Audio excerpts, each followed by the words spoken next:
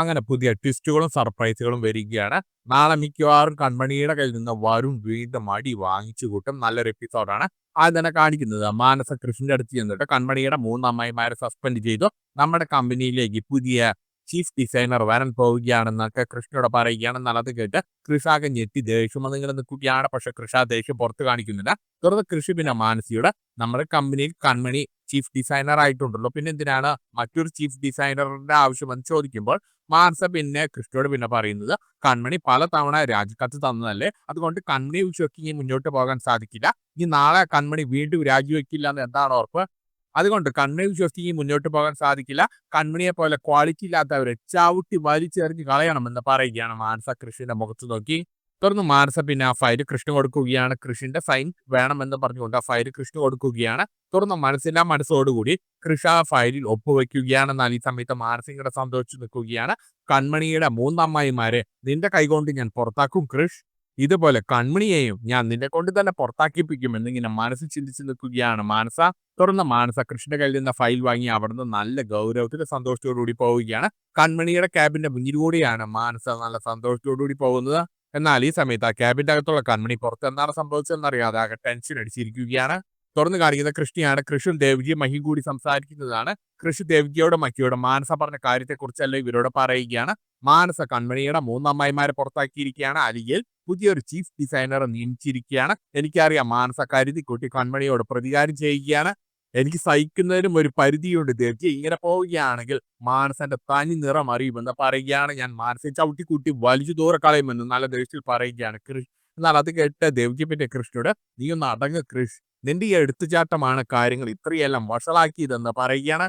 Chess കളിക്കുന്ന പോലെ ബുദ്ധിപരമായിട്ട് വേണം കരുക്കൾ നീക്കാൻ. മാനസികെതിരെയുള്ള കരുക്കൾ നീക്കാൻ ബുദ്ധിപരമായിട്ട് വേണം. ഒന്നാമത്തെ കാര്യത്തിൽ നിനക്കിതിൽ യാതൊന്നും ചെയ്യാൻ സാധിക്കില്ല എന്ന് പറയുകയാണ്. കാരണം ഇതിൽ 2 കാര്യത്തിൽ കൺമണിയുടെ 3 അമ്മായിമാരെ സസ്പെൻഡ് ചെയ്ത കാര്യത്തിലാണെങ്കിലും ശരി, പുതിയ ചീഫ് ഡിസൈനറെ നിയമിക്കുന്ന കാര്യത്തിലായാലും ശരി, നീ അതിൽ ഒപ്പിടാതിരുന്നതുകൊണ്ട് ഒരു കാര്യവുമില്ല. നീ അതിൽ ഒപ്പിട്ടാലും ഇല്ലെങ്കിലും തീരുമാനമെടുക്കേണ്ടത് സാഗറാണെന്ന് പറയുകയാണ്. ഇനി ഇതിനെതിരെ നീ മാനസയ്ക്കെതിരെ സംസാരിച്ചു കഴിഞ്ഞാൽ കൺമണിയുടെ 3 അമ്മായിമാരെ മാനസ ഒരു പക്ഷെ ഡിസ്മിസ് ചെയ്ത് കളയുമെന്ന് പറയുകയാണ്. അതുകൊണ്ട് നീ കാര്യത്തിൽ പ്രതികരിക്കാതിരിക്കുന്നത് തന്നെയായിരിക്കും നല്ലത്. തൽക്കാലം നമ്മളിപ്പോൾ ചിന്തിക്കേണ്ടത് അതൊന്നുമല്ല, കൺമണിയെ കുറിച്ചാണ്, കൺമണിയുടെ വീടിനെ കുറിച്ചാണ്. കൺമണിയുടെ വീട് ഇപ്പോൾ വരുണിന്റെ കയ്യിലാണ്. ആ വീട് കൺമണിക്ക് തിരിച്ചെടുത്തു കൊടുക്കണം. അതിനെക്കുറിച്ചാണ് നമ്മളിപ്പോൾ സംസാരിക്കേണ്ടത്. എത്രയും പെട്ടെന്ന് തന്നെ കൺമണിയുടെ ആ ബാങ്ക് ലോൺ നീ പാസ്സാക്കി കൊടുക്കണമെന്ന് പറയുകയാണ്. എന്നാൽ അത് കേട്ട് മഹി അതിനി നടക്കുമോ എന്ന് ചോദിക്കുകയാണ്. കാരണം കുറെ ദിവസമായില്ലേ സാഗർ സാർ അതിൽ ഒപ്പുവെച്ചിട്ട്, അതിപ്പോൾ എക്സ്പയറി ആയി കാണുമെന്ന് പറയുകയാണ്. അതുകൊണ്ട് സാഗർ സാറിന്റെ പുതിയൊരു ഒപ്പ് അതിൽ വേണ്ടി വരുമെന്ന് പറയുകയാണ്. സാഗർ സാർ ഇല്ലാത്തതുകൊണ്ട് അതിന്റെ ചുമതല കൃഷിനും മാനസിക്കും ആന്റിയമ്മയ്ക്കുമാണ്. പക്ഷെ മാനസി ആന്റിയമ്മയും ഒരിക്കലും അതിൽ ഒപ്പിട്ട് തരില്ല. പിന്നെ എന്ത് ചെയ്യുമെന്ന് ചോദിക്കുകയാണ് മഹി. എന്നാൽ അത് കേട്ട കൃഷി, കൺമണിയുടെ ആ വീട് ഞാൻ എന്റെ പേഴ്സണൽ അക്കൗണ്ടിൽ നിന്ന് കാശ് എടുത്തു കൊടുത്ത് തിരിച്ചെടുത്ത് കൊടുക്കുമെന്ന് പറയുന്നാൽ അത് കേട്ട് ദേവ്ജി, അതൊന്നും നടക്കുന്ന കാര്യമല്ല. കാരണം കൺമണി നിന്റെ നല്ല ഒരാളുടെ സഹായവും കൺമണി സ്വീകരിക്കില്ല. നിനക്ക് കൺമണിയെ കുറിച്ച് അറിയാഞ്ഞിട്ടാണെന്ന് പറയുകയാണ്. എന്നാൽ അത് കേട്ട് കൃഷി പിന്നെ ദേവ്ജിയോട്, ഇതൊക്കെ എന്റെ കഴിവുകേടാണെന്ന് കൺമണി കരുതില്ലേ എന്ന് ചോദിക്കുകയാണ്. എന്നാൽ അത് കേട്ട് ദേവ്ജി, കൺമണി എന്തായാലും നിന്നെ പോലെയല്ല, കൺമണിക്ക് കുറച്ച് സ്ഥലകാല ബോധമൊക്കെ ഉള്ള ഒരാളാണ്. ചിലപ്പോൾ കൺമണിക്ക് നിന്നോട് ദേഷ്യം തോന്നും, അല്ലാതെ നീ ഒരു കഴിവ് കെട്ടവനാണെന്ന് കൺമണി ഒരിക്കലും കരുതില്ല എന്ന് പറയുകയാണ്. പിന്നെ പുതിയ ചീഫ് ഡിസൈനറെ നിയമിക്കുന്ന കാര്യത്തിൽ അതോർത്ത് നീ വിഷമിക്കേണ്ട കാര്യമില്ല. നമ്മുടെ കമ്പനിയിൽ പണ്ടും 2 ചീഫ് ഡിസൈനർമാർ ഒരുമിച്ച് വർക്ക് ചെയ്തിരുന്നല്ലോ. കൺമണിയുടെ കഴിവിൽ എനിക്ക് എന്തായാലും നല്ല വിശ്വാസമുണ്ട്. ഏതായാലും കൺമണിക്ക് മേലെ ഒരു ചീഫ് ഡിസൈനറും ഉണ്ടാകില്ല എന്ന് പറയുകയാണ്. ഈ കൺമണിക്ക് മേലെ കഴിവുള്ള ഒരു ചീഫ് ഡിസൈനർ ഉണ്ടെങ്കിൽ അത് നമ്മുടെ അലിഖിക്ക് തന്നെയല്ലേ അതിന്റെ ഗുണം. കൺമണിക്കും ആ കാര്യത്തിൽ യാതൊരു എതിർപ്പും ഉണ്ടാകില്ല എന്ന് പറയുകയാണ് ദേവ്ജി. നീ വെറുതെ അതേ ഓർത്തൊന്നും വിഷമിക്കേണ്ട കാര്യമില്ല എന്ന് പറഞ്ഞ് കൃഷ്ണനെ സമാധാനിപ്പിക്കുകയാണ് ദേവ്ജി. പക്ഷെ മറ്റൊന്നുണ്ട്, കൺമണിയുടെ 3 അമ്മായിമാരുടെ സസ്പെൻഷൻ. അത് കൺമണിയുടെ വീട്ടിൽ വലിയ സീനാകുമെന്ന് പറയുകയാണ്. തുറന്നു കാണിക്കുന്നത് കൃഷും കൺമണിയും കൂടി സംസാരിക്കുന്നതാണ്. കൃഷി കൺമണിയോട്, ഞാൻ കൺമണിക്ക് 10 ലക്ഷം രൂപ തരാമെന്ന് പറയുമ്പോൾ കൺമണി, അത് വേണ്ട സാർ എനിക്ക് ലോൺ പാസ്സാക്കി തന്നാൽ മതി എന്ന് പറയുകയാണ്. തുടർന്ന് കൃഷി പിന്നെ കൺമണിയോട്, സാഗർ എന്റെ അച്ഛൻ വരാതെ കൺമണിക്ക് ലോൺ സാങ്ഷൻ ആകില്ല എന്ന് പറയുകയാണ്. എന്റെ അച്ഛൻ വരാൻ ഇനിയും സമയമെടുക്കും കൺമണി, അതുവരെ എന്ത് ചെയ്യുമെന്ന് ചോദിക്കുകയാണ്. അതിനു മുമ്പ് ആ വീട് ആരെങ്കിലും വാങ്ങിയാലോ എന്ന് ചോദിക്കുകയാണ്. അതാണ് കൺമണി ഞാൻ പറയുന്നത്, ഞാൻ കൺമണിക്ക് ആ വീട് വീണ്ടെടുത്ത് തരാം, ഞാൻ കാശ് മുടക്കി വീണ്ടെടുത്ത് തരാം എന്ന് പറയുകയാണ്. എന്നാൽ അത് കേട്ട് കൺമണി വീണ്ടും കൃഷ്ണയുടെ, അയ്യോ സാർ വേണ്ട എന്ന് പറയുകയാണ്. എന്റെ വീട്ടിലെ എല്ലാവരും കാശിന്റെ പേര് ചൊല്ലി ഞാനുമായിട്ട് ഇപ്പോൾ വഴക്കാണെന്ന് പറയുകയാണ്. ഞാൻ ഏറ്റവും കൂടുതൽ ഇഷ്ടപ്പെട്ട എന്റെ ചേട്ടൻ മനോജ് ചേട്ടൻ പോലും കാശിന്റെ പേരിൽ എന്നോട് വഴക്കിട്ട് പോയിരിക്കുകയാണ്. എന്റെ അമ്മായിമാരും അതുപോലെ ചേട്ടത്തിയും എല്ലാം ഈ കാശിന്റെ പേരും പറഞ്ഞാണ് എന്നോട് വഴക്കടിക്കുന്നത്. അതുകൊണ്ട് ഈ സാറുമായിട്ട് ഈ കാശിന്റെ പേരും പറഞ്ഞ് എനിക്ക് പിരിയാൻ സാധിക്കില്ല സാർ. അതുകൊണ്ട് സാർ എനിക്ക് വെറുതെ കാശ് തരണ്ട എന്ന് പറയുകയാണ്. ഇനി എനിക്ക് സാറിനെയും കൂടി നഷ്ടപ്പെടുത്താൻ സാധിക്കില്ല എന്ന് പറയുകയാണ് കൺമണി. സാറിനെക്കാട്ടും വലുത് എനിക്ക് ഭൂമിയിൽ ഒന്നും തന്നെയില്ല. എന്നാൽ അത് കേട്ട് കൃഷ്ണ പിന്നെ കൺമണിയോട് അതെന്താ കൺമണി നീ അങ്ങനെ പറയുന്നത്? ഈ കാശിന്റെ കാര്യം പറഞ്ഞ് ഞാൻ കൺമണിയോട് കണക്ക് ചോദിക്കുമെന്നാണോ കൺമണി കരുതിയിരിക്കുന്നത് ചോദിക്കുകയാണ്. എന്നാൽ അത് കേട്ട് കൺമണി ഞാൻ അങ്ങനെയൊന്നും ഉദ്ദേശിച്ചില്ല സാർ. എനിക്ക് കാശിന്റെ കാര്യം കേൾക്കുമ്പോൾ തന്നെ പേടിയാണ്. കാശിന്റെ പേരിൽ എനിക്കൊരു സഹായം വേണ്ട എന്ന് കൺമണി വീണ്ടും കൃഷ്ണനോട് പറയുകയാണ്. എനിക്ക് സാറിനെ നഷ്ടപ്പെടുത്താൻ സാധിക്കില്ല. എനിക്ക് സാറിനെ മാത്രം മതി. കാശ് വേണ്ട എന്ന് പറഞ്ഞുകൊണ്ട് കൺമണി അവിടുന്ന് സങ്കടത്തോടു കൂടി പോവുകയാണ്. എന്നാൽ ഈ സമയത്ത് അങ്ങോട്ടേക്ക് ദേവ്ജി വരികയാണ്. തുടർന്ന് കൃഷ്ണനോട് പിന്നെ ദേവ്ജി ഞാൻ പറഞ്ഞത് ഇപ്പോൾ എങ്ങനെയുണ്ട്? ഞാൻ പറഞ്ഞില്ലേ കൺമണി ഒരിക്കലും ഔദാര്യം സ്വീകരിക്കില്ല എന്ന്. എനിക്ക് കൺമണിയെ നന്നായിട്ട് അറിയാമെന്ന് പറയുകയാണ്. തുടർന്ന് കൃഷി പിന്നെ ദേവ്ജിയോട് എനിക്ക് എന്ത് ചെയ്യണമെന്ന് അറിയില്ല ദേവ്ജി. ഇനി വരുൺ എങ്ങാനും ആ വീട് മറ്റു വല്ലവർക്കും മറിച്ചു വിറ്റാലോ എന്ന് ചോദിക്കുകയാണ്. എന്നാൽ അത് കേട്ട് ദേവ്ജി പിന്നെ ഗൗരവമായിട്ട് ഇങ്ങനെ കുറച്ചു നേരം തലയ്ക്ക് കൈവച്ച് ചിന്തിച്ചിരുന്ന പിന്നെ കൃഷ്ണയോട് പിന്നെ പറയുന്നത് നമ്മളെ സഹായിക്കാൻ ഒരാൾക്ക് സാധിക്കും, കരീം സാഹിബ്. എന്നാൽ ആ പേര് കേട്ട് കൃഷ്ണ പിന്നെ ദേവ്ജിയോട് അതാരാണെന്ന് ചോദിക്കുകയാണ്. തുടർന്ന് ദേവ്ജി പിന്നെ കൃഷ്ണ മോച്ച് നോക്കിയിട്ട് അലിക്ക് എന്തെങ്കിലും പ്രതിസന്ധി വരുമ്പോൾ ഞങ്ങൾ ഈ കരീം സാഹിബിനെ വിളിക്കാറുണ്ടെന്ന് പറയുകയാണ്. ചെകുത്താനും മാലാഖിയും ചേർന്ന ഒരു ഇബിലീസ്. അങ്ങനെ ബലരാമന്റെ BR ഗ്രൂപ്പ് പോലെ അലിക്ക് ഗുണ്ടകളുമായിട്ട് ടൈപ്പ് ഉണ്ട്. തുറന്നു കാണിക്കുന്നത് കരീം സാഹിബും ബാക്കി 2 ഗുണ്ടകളും ഒറ്റ ബുള്ളറ്റിൽ ഹെൽമെറ്റ് ഒന്നും വെക്കാതെ 3 പേര് ട്രിപ്പിൾ അടിച്ചുകൊണ്ട് കൺമണിയുടെ വീട്ടിലേക്ക് വന്നിരിക്കുകയാണ്. തുടർന്ന് അവർ 3 പേരും ആ ബൈക്കിൽ നിന്ന് ഇറങ്ങി ബുള്ളറ്റിൽ നിന്ന് ഇറങ്ങി വീടും ചുറ്റുപാടൊക്കെ ഇങ്ങനെ നോക്കി കാണുകയാണ്. പെണ്ണ് കാണാൻ വന്നിരിക്കുന്ന പോലെയാണ് 3 പേരും വന്നിരിക്കുന്നത്. തുടർന്ന് 3 പേര് കോളിംഗ് ബെല്ലൊന്നും അടിക്കാൻ നിൽക്കുന്നില്ല, നേരെ വാതിൽ തള്ളി തുറക്കുകയാണ്. എന്നാൽ ഈ സമയത്ത് വാതിൽ തുറക്കുന്ന സ്വരം കേട്ട് പുറത്തേക്ക് ശ്രീനി ധനലക്ഷ്മി കൂടി വരികയാണ്. എന്നാൽ ഈ സമയത്ത് അകത്തെത്തിയ ശേഷം കരീം സാഹിബും ബാക്കി 2 ഗുണ്ടകളും ആ വീടിന്റെ അകത്ത് ഇങ്ങനെ മേൽക്കൂരിയെല്ലാം നോക്കി വീടിന്റെ കുറ്റങ്ങൾ ഇങ്ങനെ കണ്ടുപിടിച്ചുകൊണ്ട് നിൽക്കുകയാണ്. ഈ സമയത്ത് ശ്രീനി പിന്നെ ഇവരെ കണ്ട് നിങ്ങൾ ആരാണെന്ന് ചോദിക്കുകയാണ്. എന്നാൽ ആ ചോദ്യം കേട്ട് കരീം സാഹിബ് പിന്നെ ഇവരോട് അതിന് നിങ്ങൾ ആരാണെന്ന് തിരിച്ചു ചോദിക്കുകയാണ്. എന്നാൽ ഈ സമയത്ത് ധനലക്ഷ്മി പിന്നെ കരീം സാഹിബിനോട് ഞങ്ങൾ ഈ വീട്ടിലെ ഉടമസ്ഥന്മാരാണെന്ന് പറയുകയാണ്. നിങ്ങൾ ആരാണെന്ന് തിരിച്ചു ചോദിക്കുകയാണ്. എന്നാൽ അത് കേട്ട് കരീം സാഹിബ് ഒന്ന് ചിരിച്ചുകൊണ്ട് ഞങ്ങൾ ആരാന്നുള്ളതിന് യാതൊരു പ്രസക്തിയുമില്ല എന്ന് പറയുകയാണ്. എന്നാൽ ഈ സമയത്ത് അങ്ങോട്ടേക്ക് കൺമണിയുടെ 3 അമ്മായിമാർ കൂടി വരികയാണ്. തുടർന്ന് അമ്മായിമാർ പിന്നെ കരീം സാഹിബിനോട് എന്നാലും നിങ്ങൾക്കൊരു പേര് കാണുമല്ലോ എന്ന് ചോദിക്കുമ്പോൾ കരീം സാഹിബ് വീണ്ടും ഒന്ന് ചിരിച്ചുകൊണ്ട് പേരിലൊക്കെ എന്തിരിക്കുന്നു അമ്മായിമാരെ എന്ന് പറയുകയാണ്. എന്നാൽ അത് കേട്ട് 3 അമ്മായിമാരുടെ കിളി പോവുകയാണ്. പേരിലല്ല ആളിലാണ് കാര്യം. നമ്മളെ കണ്ടാൽ അർത്ഥമുള്ള ഒരാളായിട്ട് നിങ്ങൾക്ക് തോന്നുന്നില്ലേ എന്ന് ചോദിക്കുകയാണ്. തുടർന്ന് ധനലക്ഷ്മി പിന്നെ കരീം സാഹിബിനോട് ഞങ്ങൾക്ക് അറിയാൻ മേലായിട്ട് ചോദിക്കും, ഞങ്ങളിവിടെ കുടുംബവും കുട്ടികളായിട്ട് ജീവിക്കുന്നവരാണ്. ഇതിന്റെ അകത്തേക്ക് വന്നിട്ട് നിങ്ങൾ എന്ത് ബിസിനസ് ചെയ്യാനാണ് വന്നിരിക്കുന്നത് എന്ന് ചോദിക്കുകയാണ്. നല്ലത് കേട്ട് കരീം സാഹിബ് ഒന്ന് ചിരിക്കുകയാണ്.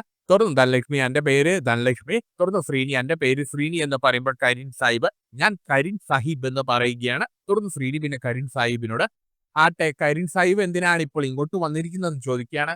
തുടർന്ന് കരീം ഞാൻ സ്ഥലക്കച്ചവടം നടത്തുന്ന ഒരാളാണെന്ന് പറയുകയാണ്. തുടർന്ന് ശ്രീനി പിന്നെ കരീം സാഹിബിനോട് അതിന് എന്തിനാണ് നിങ്ങൾ ഇപ്പോൾ ഇങ്ങോട്ട് വന്നിരിക്കുന്നതെന്ന് ചോദിക്കുകയാണ്. തുടർന്ന് കരീം സാഹിബ് തന്റെ മനസ്സിലപ്പോഴാണ് ഇവരോട് പറയുകയാണ് ഈ വീടും സ്ഥലവും ഞാൻ വാങ്ങാൻ പോവുകയാണ്. എന്നാൽ അത് കേട്ട് ഞെട്ടി നിൽക്കുകയാണ് ശ്രീനിയും ധനലക്ഷ്മി അമ്മായിമാരും. ഈ വീടും സ്ഥലവും നമുക്ക് പെരുത്ത് ഇഷ്ടപ്പെട്ടു എന്ന് പറഞ്ഞുകൊണ്ട് പോക്കറ്റിൽ നിന്ന് ഒരു 5 ലക്ഷം രൂപയുടെ ചെക്ക് എടുത്തിട്ട് ശ്രീനിക്ക് കൊടുക്കുകയാണ്. ശ്രീനിക്ക് നേരെ നീട്ടുകയാണ്. ഇത് വെറും ഒരു ടോക്കൺ അഡ്വാൻസ്. തുടർന്ന് ധനലക്ഷ്മി നല്ല ഗൗരവത്തിൽ ഈ വീട് ചുമ്മാ അങ്ങനെ വിൽക്കാനൊന്നും പറ്റില്ല. ഈ വീടിന്റെ ഇപ്പോഴത്തെ ഉടമസ്ഥർ ഞങ്ങളല്ല, അത് മറ്റൊരാളാണെന്ന് പറയുകയാണ്. എന്നാൽ അത് കേട്ട് കരീം പിന്നെ ധനലക്ഷ്മിയുടെ ഇപ്പോഴത്തെ ഈ വീടിന്റെ ഉടമസ്ഥൻ ആരാണെന്ന് ചോദിക്കുകയാണ്. ഞങ്ങൾ അവരുടെ കയ്യിൽ നിന്ന് വാങ്ങിക്കോളാം എന്ന് പറയുകയാണ്. തുടർന്ന് ധനലക്ഷ്മി ഈ വീട് ഇപ്പോൾ വരുണിന്റെ പേരിലാണ്, വരുണൊന്നും ഈ വീട് വിൽക്കാൻ പോകുന്നില്ല എന്ന് പറയുകയാണ്. എന്നാൽ അത് കേട്ട് കരീം ഒന്ന് ചിരിച്ചുകൊണ്ട് പിന്നെ ധനലക്ഷ്മിയുടെ അത് നിങ്ങളല്ലല്ലോ പറയേണ്ടത് വരുൺ അല്ലേ എന്ന് തിരിച്ചു ചോദിക്കുകയാണ്.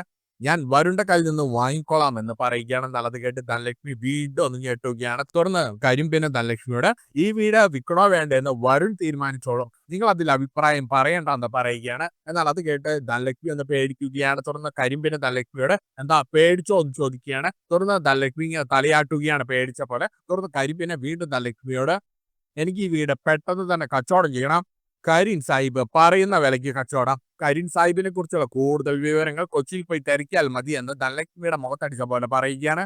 തുടർന്ന് കരീമും ബാക്കി 2 ബോഡി ഗാർഡും അവിടുന്ന് പോവുകയാണ്. എന്നാൽ കരീം ഈ പറഞ്ഞെല്ലാം കേട്ട് അമ്മായിമാരൊക്കെ പേടിച്ച് നിൽക്കുകയാണ്. തുടർന്ന് അമ്മായിമാർ പിന്നെ പരസ്പരം പറയുന്നത് എന്തോ കരുതി ഉറപ്പിച്ചിട്ടുള്ള വരവാണ്, കാണുന്ന പോലെയല്ല, കൂടെയുള്ളത് ഗുണ്ടകളാണെന്ന് പറയുകയാണ് അമ്മായിമാര്.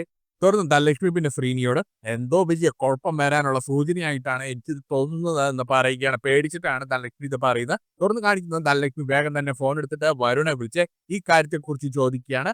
വരുൺ ഈ വീട് വേറെ ആർക്കെങ്കിലും മറച്ചു വിൽക്കാൻ ഉദ്ദേശമുണ്ടോ എന്ന് ചോദിക്കുകയാണ്. ഞങ്ങളറിയാതെ ഈ വീട് മറ്റാർക്കെങ്കിലും വിൽക്കാൻ ഉദ്ദേശമുണ്ടോ എന്ന് ചോദിക്കുകയാണ്. ആരാണ് കരീം സാഹിബ് എന്ന വരുണോട് ചോദിക്കുകയാണ് ധനലക്ഷ്മി നല്ല ഗൗരവത്തിലാണ്. എന്നാൽ അത് കേട്ട് വരുൺ വീണ്ടും വീണ്ടും ധനലക്ഷ്മിയോട് ഈ പറയുന്ന കരീം സാഹിബിനെ കുറിച്ച് എനിക്കറിയില്ല. ഞാൻ ആദ്യമായിട്ടാണ് ആ പേര് കേൾക്കുന്നത് തന്നെ. ഞാൻ അങ്ങോട്ട് ആ വീട് വിൽക്കുന്നതിന് വേണ്ടി ആരെയും അങ്ങോട്ട് വിട്ടിട്ടില്ല എന്ന് പറയുകയാണ്. പിന്നെ ചേട്ടത്തി എന്നോട് കുറച്ചു മുമ്പ് പറഞ്ഞു ഞാൻ രഹസ്യമായിട്ട് ആ വീട് വിൽക്കാൻ ഉദ്ദേശമുണ്ടോ എന്ന്. അതെന്താ എനിക്ക് പരസ്യമായിട്ട് ആ വീട് വിറ്റാൽ കുഴപ്പമുണ്ടോ എന്ന് ചോദിക്കുകയാണ്. ഇപ്പോൾ ആ വീട് എന്റെ പേരിലാണ്. ആ വീട് ഞാൻ എനിക്കിഷ്ടമുള്ള പോലെ ചെയ്യും. ഞാനിപ്പോൾ ആശുപത്രിയിൽ നിന്ന് ഇറങ്ങിയ ആ വീട്ടിൽ വന്ന് താമസിക്കാനാണ് ഇപ്പോൾ എന്റെ പ്ലാൻ. അതല്ലാതെ ആ വീട് വിൽക്കുന്നതിനെ കുറിച്ച് ഞാൻ ചിന്തിച്ചിട്ട് പോലുമില്ല. തുടർന്ന് ധനലക്ഷ്മി പിന്നെ വരുണോട് ഈ കരീം സാഹിബ് ആൾ കുഴപ്പക്കാരനാണെന്ന് പറയുകയാണെന്നാണ് അത് കേട്ട് വരുണ് ദേഷ്യം വരികയാണ്. അവനെക്കാട്ടും വലിയ കുഴപ്പക്കാരനാണ് ഞാൻ. പിന്നെ ഒരാൾ വിൽക്കാൻ തീരുമാനിച്ചാൽ ഞാനത് കൊടുക്കാൻ നിൽക്കുകയല്ലേ, എനിക്കെന്താ വേറെ പണിയൊന്നുമില്ലല്ലോ. തുറന്നു വരുൺ നല്ല തേച്ചിൽ ഫോൺ വെക്കുന്ന നേരം ധനലക്ഷ്മി അയ്യോ വെക്കല്ലേ എന്ന് പറഞ്ഞ് കൺമണിയുടെ കാര്യം പറയുകയാണ്. എടാ മോനെ, കൺമണിക്ക് മറ്റെന്തോ പ്രശ്നങ്ങളൊക്കെ ഉണ്ടെന്ന് പറയുകയാണ്. കൺമണിയും ശ്രീനിയും അമ്പലത്തിൽ വെച്ച് രാത്രി കണ്ടുകൂട്ടാറുണ്ടെന്ന് പറയുകയാണ്. അവർ രണ്ടുപേരും എന്തൊക്കെയോ ഗൂഢാലോചന നടത്തുന്നുണ്ടെന്നൊക്കെ പറയുകയാണ്. അതിനുശേഷം ധനലക്ഷ്മി കൺമണിയുടെ മൂന്നമ്മായിമാർക്ക് സസ്പെൻഷൻ കിട്ടിയ കാര്യം വരുണോട് പറയുകയാണ്. ഇതിന്റെ പുറകെ കൺമണി ആയിരിക്കുമെന്ന് പറയുകയാണ്. കൺമണിയാണ് കൺമണിയുടെ മൂന്നമ്മായിമാർക്ക് സസ്പെൻഷൻ കൊടുത്ത മാനസയുടെ പേരിൽ കൺമണിയാണ് അവർക്ക് സസ്പെൻഷൻ കൊടുത്തതെന്ന് ധനലക്ഷ്മി വരുണോട് പറയുകയാണ്. എന്നാൽ അത് കേട്ട് വരുൺ നിന്ന് ചിരിക്കുകയാണ്. ഈ മണ്ടി അറിയുന്നില്ലല്ലോ ഇതിന് പുറകിൽ ഞാനാണ് കളിച്ചതെന്ന്. ഞാൻ കാരണമാണ് കൺമണിയുടെ മൂന്നമ്മായിമാർക്ക് സസ്പെൻഷൻ കിട്ടിയത് എന്ന് ഇവരെ അറിയുന്നില്ലല്ലോ എന്ന് പറഞ്ഞുകൊണ്ട് വരുൺ മനസ്സിൽ ചിരിക്കുകയാണ്. തുടർന്ന് ധനലക്ഷ്മി വീണ്ടും വരുണോട് കൺമണിയുടെ മൂന്നമ്മായിമാർക്ക് സസ്പെൻഷൻ കൊടുത്തത് കൺമണി തന്നെയായിരിക്കുമല്ലോ എന്ന് ചോദിക്കുമ്പോൾ വരുൺ അത് ഉറപ്പിച്ച് തന്നെ പറയുകയാണ്. മിക്കവാറും കൺമണി തന്നെയായിരിക്കും അമ്മായിമാർക്ക് സസ്പെൻഷൻ കൊടുത്തിട്ടുണ്ടാവുക. ആ പേരും പറഞ്ഞ് കൺമണി അമ്മായിമാരും കൂടി വഴക്കടിച്ച് തല തല്ലി ചത്തോട്ടെ എന്ന് വിചാരിച്ചിട്ടാണ് വരുൺ ഇത് ധനലക്ഷ്മിയോട് പറയുന്നത്. തുറന്ന് ഫോൺ വെച്ച ശേഷം വരുൺ തൊട്ടപ്പുറത്തുള്ള അച്ഛനോട് പിന്നെ സംസാരിക്കുന്നത് ഈ കരീം സാഹിബിനെ കുറിച്ചാണ്. തുറന്ന് വരുണോട് പിന്നെ വരുണിന്റെ അച്ഛൻ ഈ കരീം സാഹിബ് ആരാണെന്ന് ചോദിക്കുകയാണ്. തുറന്ന് വരുൺ അതാരാണെന്ന് എനിക്കറിയില്ല എന്ന് പറയുകയാണ്. തുറന്ന് വരുണിന്റെ അച്ഛൻ പിന്നെ വരുണോട് ഇതിലെന്തോ പന്തികേടുണ്ടല്ലോ എന്ന് പറയുകയാണ്. ഇനി കരീം സാഹിബിനെ കൺമണി എങ്ങാനും വിട്ടതായിരിക്കുമോ എന്ന് ചോദിക്കുകയാണ്. ഇതിന്റെ പിന്നിൽ എന്തൊക്കെയോ കളികളുണ്ട്, നീ ഒന്ന് സൂക്ഷിക്കണമെന്ന് വരുൺ ഒരു ഉപദേശം കൊടുക്കുകയാണ്. അങ്ങനെ വരുൺ തെറ്റിദ്ധരിക്കുകയാണ്. കരീം സാഹിബിനെ ഇറക്കിയത് കൺമണിയാണെന്ന് വരുൺ തെറ്റിദ്ധരിക്കുകയാണ്. തുറന്നു കാണിക്കുന്ന ശ്രീനി അമ്പലത്തിൽ പോയി പ്രാർത്ഥിക്കുകയാണെന്നാൽ ഈ സമയത്ത് ശ്രീനിയുടെ പുറകിലൂടെ വന്ന് കൺമണി ശ്രീനിയുടെ കണ്ണ് പൊത്തുകയാണ്. തുറന്ന് കൺമണിയെ കണ്ട ശ്രീനിക്ക് സന്തോഷമാവുകയാണ്. തുറന്ന് ശ്രീനിയോട് പിന്നെ കൺമണി വീട്ടിലെ വിശേഷങ്ങൾ ചോദിക്കുമ്പോൾ ശ്രീനി പിന്നെ കൺമണിയോട് കരീം സാഹിബിനെ കുറിച്ച് പറയുകയാണ്. നമ്മുടെ വീടും പറമ്പും വാങ്ങുന്നതിന് വേണ്ടി ഇത് വീട്ടിലേക്ക് കരീം സാഹിബ് വന്നിരുന്നു എന്ന് പറയുകയാണ്. എന്നാൽ അത് കേട്ട് കൺമണി ഒന്ന് ഞെട്ടി നിൽക്കുകയാണ്. തുറന്ന് കൺമണിയോട് പിന്നെ ശ്രീനി നീ അറിഞ്ഞിട്ടുണ്ടോ ഈ കരീം സാഹിബിനെ നിനക്കറിയുമോ എന്ന് ചോദിക്കുകയാണ്. തുറന്ന് കൺമണി കരീം സാഹിബ് എന്ന പേര് ഞാൻ ആദ്യമായിട്ട് കേൾക്കുന്നതെന്ന് പറയുകയാണ്. തുറന്ന് ശ്രീനി പിന്നെ കൺമണിയോട് നീ ഇതിന്റെ പുറകിൽ വരുൺ ആയിരിക്കുമോ എന്ന് ചോദിക്കുകയാണ്. ഈ വരുൺ നമ്മുടെ വീട് മറ്റാർക്കെങ്കിലും മറച്ചു വെക്കാൻ പോവുകയാണെന്ന് ചോദിക്കുകയാണ്. എന്നാൽ അത് കേട്ട് കൺമണി ഒന്ന് ഞെട്ടി നിൽക്കുകയാണ്. അങ്ങനെ കൺമണി തെറ്റിദ്ധരിക്കുകയാണ്. വരുണാണ് കരീം സാഹിബിനെ ഇറക്കി വീട് വിൽക്കാൻ പോകുന്നതെന്ന് കൺമണി തെറ്റിദ്ധരിക്കുകയാണ്. മിക്കവാറും നാളെ കൺമണി ഹോസ്പിറ്റലിൽ ചെന്ന് വരുണെ പഞ്ഞിക്കിടാൻ സാധ്യതയുണ്ട്. ഇതും കാണിച്ചുകൊണ്ടാണ് ഇന്നത്തെ എപ്പിസോഡ് തീരുന്നത്.